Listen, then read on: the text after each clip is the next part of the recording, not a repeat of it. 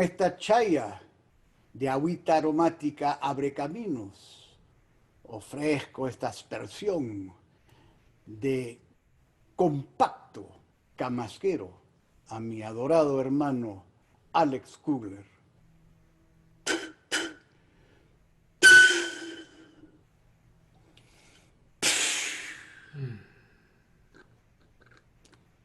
May all pathways remain open to blissful enhancement in your life, my beloved brother Alex. It is a true honor to spend this time together, illuminating your beauty as a sacred earthwalker of the Pachacuti Mesa tradition in the world. And to do so, I've got a couple of questions, my beloved. And the first is, what initially brought your yearning, your attention to wanting to be a practitioner and then subsequently a sanctioned teacher of the Pachacuti Mesa tradition of cross-cultural shamanic healing arts? What called you to this? Papa, the first answer I give is the same when people ask me what got me on the spiritual path, which for me was suffering. The deep confusion that I was swimming in for so many years. As you know, I was an opera singer and I was living a life of music and passion and power, and there were parts of that that felt so true to me, and yet there was this brokenness in my center, this rupture of knowing of self. And in 2011, there was a collapse of my external reality. And as part of that collapse, I felt called to sit with grandmother, our plant teacher, Sacred Vine, for the first time. And with so much generosity and so much grace, she ripped me in half. That was not the most pleasant part of this journey at all. It was deeply painful, and it was so necessary that I be disemboweled, that I be totally torn asunder. And I went back to New York after that ceremony, and one of my friends told me I was like an erupting rainbow volcano. And it's just this wild explosion out of the construct that I had identified as. And when I moved to California, I realized, or I discovered through the support of my community, the study of shamanism, the study of these sacred arts is not just in plant medicine ceremony. That's a huge part of it, but that's not the whole story. And so I went up onto the sacred website of meetup.com and found this solstice gathering around a stone cairn. I had no idea what I was getting into, and I showed up, and Gyana was hosting this meetup. And we went on this little hike, and we got to the Apacheta. I didn't know it was an Apacheta. I just saw this stone construct, and people started offering all of this stuff onto it and ringing bells and flutes and songs and prayers, and it was so wild, and it was so messy, and it was so earthy, and I was like, I'm home. This is it. You know, like, I don't know what's happening here, but I feel my animal body welcome. I feel my soul welcome. I feel something welcome that I have been so longing for.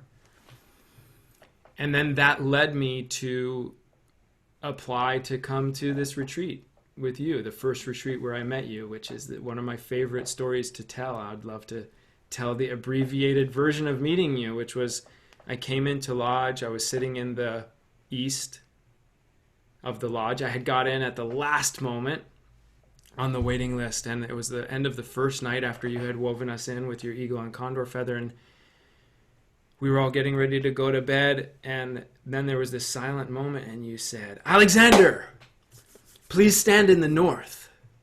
And I walked over and I stood in the north, and I was both terrified and ego inflated. You know, I was getting recognized, all of it at the same time. And you said, Alexander, we've not been in hoop together before, have we? I was like, no. You said, well, how do I recognize you? How is it that I recognize you? And I said, well, I've been praying really hard to get into this retreat. And you said, no, no, no, no, not it. And I said, okay. And then I dropped in and I remembered, and then I shared with you this meditation I had where you came to me and you put something in my mouth in this meditation. And you said, are you sure you want this? Are you sure you want to walk this path? And I said, yes. And you said, swallow. And I told you this thing, and you leapt up out of your chair and you came over to me in the north, and you took off the jaguar tooth necklace, which I didn't know was to cut my head off, but thankfully you did. And you placed it on me and you said to wear it overnight. And I had an encounter with something during the night, but that part of the story feels to me like for a different time. And so that was the discovery of the Pachacuti Mesa tradition, my discovery of my love of you, my discovery of my love for lineage, and my discovery of my passion for spiritual architecture and spiritual literacy, ceremonial language. An architect of the cosmos, you certainly are, my good brother. With your music, with your ceremony, and with your presence. I can always count on you to pattern your earth walk in a way that lifts suffering from the world. And it is very important that you said that your suffering was the stepping stone or the catapult. Yes. For you to arrive at this, because that's a classic shamanic dismemberment that results in self-healing that ultimately, when complete, is the healing of the world. And in the mystical Jewish tradition that you're so well versed in, the tikkun, that principle, which is entirely shamanic. And thank you for showing up embodying that. I love you, brother. Thank you, Papa. I have another question for you. Please. Precious one. And it is this. As a result of being a sanctioned mentor of this great work, how has your life most significantly transformed, changed, evolved? Address that. Yeah. As I was reflecting on this inquiry, I tuned into. I want to use this word, this bubble of protection that I feel like has been activated around me. There's this way that I feel the lineage guarding me from behind and clearing the way before me in how I move through life, in how I'm beginning to trust what wants to be taught through me. And this word confidence, this ground, and it comes back to this spiritual architecture. It's this, I feel as though I stand upon the mesa. I feel as though it walks with me. I feel as though my encounters in life are orchestrated more actively. I'm able to perceive the orchestration more regularly and more easily. And I also was remembering this moment where I came into ceremony with you, and you're shaking this rattle. And as everyone was coming in, you said, "Kiss your death."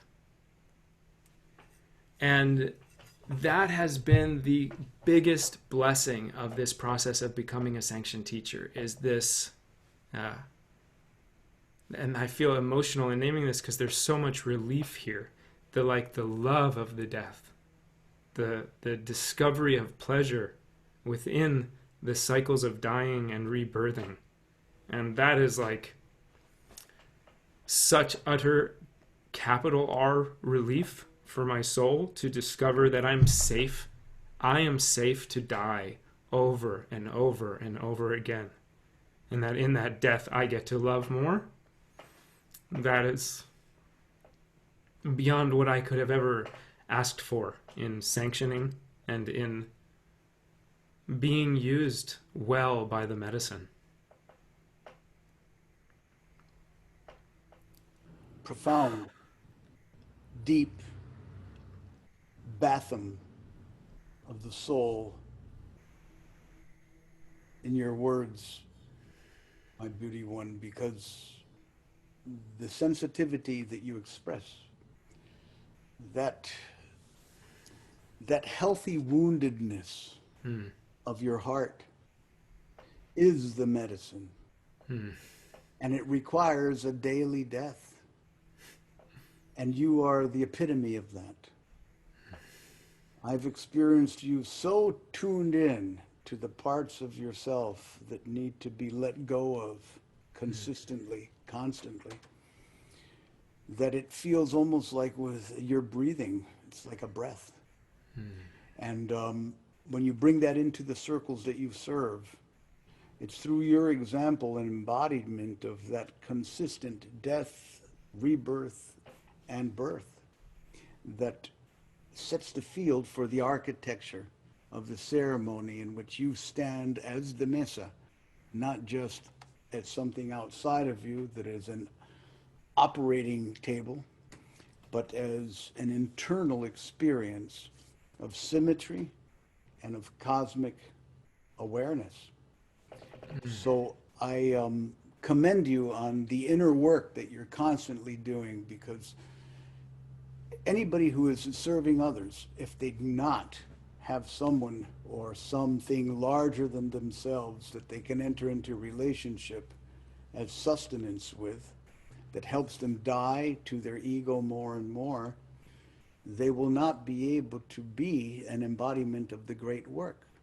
The great work demands to be part of that great chain of initiation, the Auryakatana, demands a daily reconciling with oneself. Hmm. So, my brother, a lot of words just to say that I honor, admire, and bow to the purity of your dedication as a Pachacuti Mesa mentor. Hmm. Thank you so much for being mi hijo, my son. Love you, Papa. Next time, I'll be your son, and we'll go ahead and give it a round. Are there any last comments you'd like to express before we close, beloved Alex? I wanna just anchor that um, it is with such pleasure that I get to walk within lineage, and what a tremendous, tremendous grace it is to rest in the structure of lineage. And I'm thrilled that I get to pass that on in whatever way life shows it to me. But I love form, and I love formless, and I love structure, and I love the wild expression of the medicine through us all. And I love you so much. Thank you, Papa. May the seven sacred winds of my Kamaska ancestors never fail to sustain and guide you, brother.